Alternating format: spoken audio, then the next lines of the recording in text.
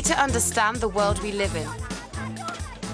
We require news with critical points of view, thorough analysis, and social commitment. This information is vital to think, to understand, and to change. The world demands a new perspective. telesurtv.net/English. Wherever the news, you'll be there. For Telesur, I'm Cody Weddle in Caracas. Let's get to the news. Israel and Hamas accept a U.S. proposal to cease hostilities for 12 hours. The decision comes hours after Israel rejected a U.S. proposal for a longer truce, which Hamas is reportedly leaning towards accepting. Israeli attacks on Gaza continued today before the pause, pushing the number of Palestinian fatalities to over 840, with over two-thirds of them civilians. According to the UN, at least 5,300 have suffered injuries. In contrast to what has been labeled weak opposition by Western countries against Israel, Latin America has taken a lead in condemning the offense on Gaza. Yesterday, Brazil recalled its ambassador from Israel. That followed Ecuador's recall on Tuesday. For more on the fallout, we go to our correspondent in Ecuador. The Ecuadorian parliament strongly condemned Israeli attacks on Gaza and was the first to propose a commercial boycott of Israel. On July 18th, the Ecuadorian ambassador was recalled from Israel because of the ongoing Israeli assault on Gaza, which began almost 2 weeks ago and has killed over 800 Palestinians, including over 130 children. It's a denunciation and a repudiation of the Zionism of Israel against the armament and arrogance whereby Israel has victimized a defenseless people.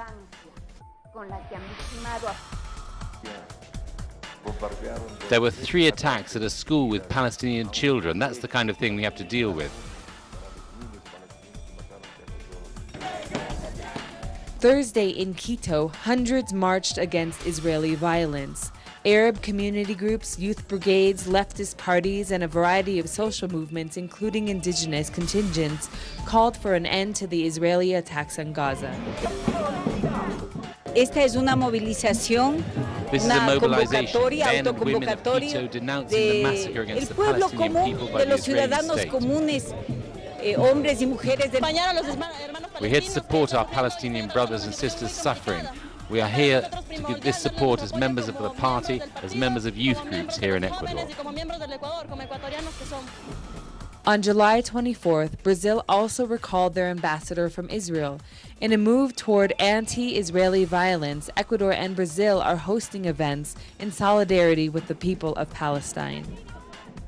7 members of the Union of South American Nations, or UNASUR, on Friday concluded a 2-day summit on the Bank of the South.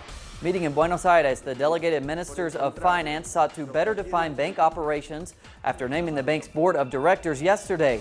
Member states hope to reach an initial reserve of $20 billion with contributions depending on the size of a country's economy. The bank also plans to cooperate with the BRICS New Development Bank. In Argentina, the Economics and Finance Council of UNASUR met today to discuss strategies for regional development. It comes as the country inches toward another default at the hands of the so-called vulture funds. Argentina's Finance Minister Axel Kicillof said at the meeting there was an urgent need to change the global financial system. What we found is that strong growth stage our countries have been having is now threatened by movements involved in crisis in central countries, and the ways those countries fight that crisis concerns us, because the solution might be moved into emerging countries. Venezuela has undertaken measures to reverse the detention of its diplomat arrested on the Dutch island of Aruba. Venezuela has begun an appeal against the arrest, which it has strongly stated violates international law. President Maduro has labeled the detention a kidnapping. However, the United States is undertaking a process to have the former Venezuelan intelligence chief and ally of Hugo Chavez extradited to the U.S. So who is Hugo Carvajal? He was nominated as General Consul of Venezuela to Aruba last January and was on the island waiting for accreditation by the Aruban government. Carvajal headed the Directorate of Military Intelligence from 2004 to 2011. The Venezuelan government says Carvajal's detention is a violation of international law, specifically the Vienna Convention on Diplomatic Relations. Today, Bolivian President Evo Morales launched his presidential campaign ahead of elections in October. Morales announced his candidacy at a huge social movement rally. Morales is the first indigenous president of Bolivia and the clear favorite to win a third consecutive term. After Morales nationalized gas reserves in 2006, Bolivia has seen strong economic growth. Morales won the last presidential election with 54% of the vote. U.S. President Barack Obama met with his Central American counterparts to discuss the issue of child migration. Tens of thousands of children fleeing crime and poverty have sought to enter the U.S. in recent months. Following a meeting at the White House with the presidents of Guatemala, El Salvador, and Honduras, Obama said that the U.S. has had a shared responsibility with the countries to deal with the issue. However, he warned that those without a legitimate request to stay in the country will be returned to their places of origin. Against the backdrop of growing instability in Ukraine, Russia hit back today against U.S. claims of its involvement in the Eastern European country. Today, Russia claimed the U.S. is engaged in a smear campaign over its alleged involvement in the conflict. The Pentagon had claimed that Russia would imminently move heavy-caliber artillery into Ukraine, but Russia strongly rejected those accusations, calling them unfounded public insinuations that the U.S. State Department spreads on a daily basis. To Britain, where the economy there has finally returned to its pre-global economic crisis size.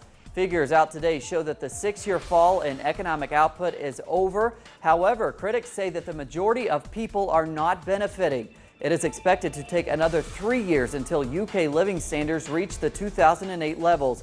That would equate to a lost decade for the UK. The Lebanese political movement Hezbollah today pledged full support to Palestine against Israeli attacks on Gaza. Hezbollah leader Hassan Nasrallah told a Lebanese crowd on Friday that Israel's recent aggression will drive it to failure. Hezbollah is credited with driving Israel out of southern Lebanon, which Israel occupied for nearly 2 decades. The Formula One Grand Prix will return to Mexico after more than 20 years. The Mexican capital is set to host the race in 2015. Meanwhile, Lewis Hamilton led both of Friday's free practice sessions in Hungary. His teammate Nico Rosberg of the Mercedes team came behind. More on those stories and more at our website, telesurtv.net/English. I hope you'll check it out. For Telesur English, I'm Cody Weddle. From London, an interpretation of current world politics as presented by the activist, writer and historian Tariq Ali. The emergence of the United States as a global empire. The world today, only on telesurtv.net in English. Wherever the news